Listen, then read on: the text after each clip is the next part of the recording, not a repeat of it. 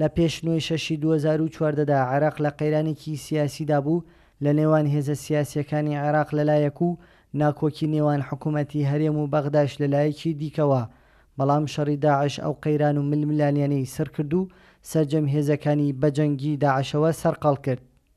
دیارە خۆی لە پێش شەڕی داعش کۆمەڵێک قەیرانی سیاسی ئابووری لە نێوان حکوومەتی هەرێم و عێراقا بوو، هەروەها کۆمەڵە کێشەی سیاسی لە نێوان سەرجەم لایەنە سیاسیەکانی عێراقیشە هەبوو، بەڵام بەهۆی سەرقاڵبوون بە شەڕی داعشەوە بۆ ماوەیەک ئەو کێشە ململانیانە لە شوێن خۆی وەکو خۆی مابوو، بۆ ئەوەی جارێکی تر پەنا نەبرێتە بەر چارەسەرکردنی کێشەکان بە هەڕەشەکردن یان بە شێوەیەک لە شێوەکان بە شێوەیەکی خراپتر. بەڵام ئێمە ئومێد ئەوە ئەکەین کە ئەو کێشانەی چ لە نێوان لایەنە سیاسیەکانی عێراق و چ لە نێوان حکوومەتی هەرێم و بەغدا هەبووە کێشەی ئابووری کێشەی سیاسی لە ڕێگەی گفتوگۆ و دیالۆگەوە چارەسەر بکرێت.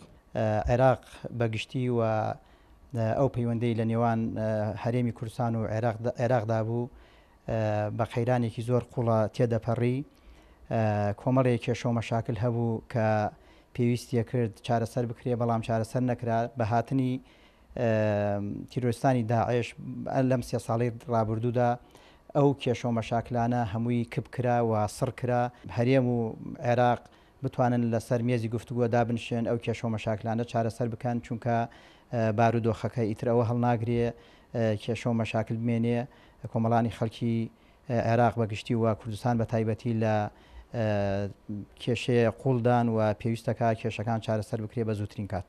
بەدیدی چاودێران بۆ قۆناغی دوای داعش پێویستە ئاشتەوایەکی نیشتیمانی لە عێراق بکرێت بۆ دەرباسکردنی عێراق لەو قەیرانانەی کە تیایدایە.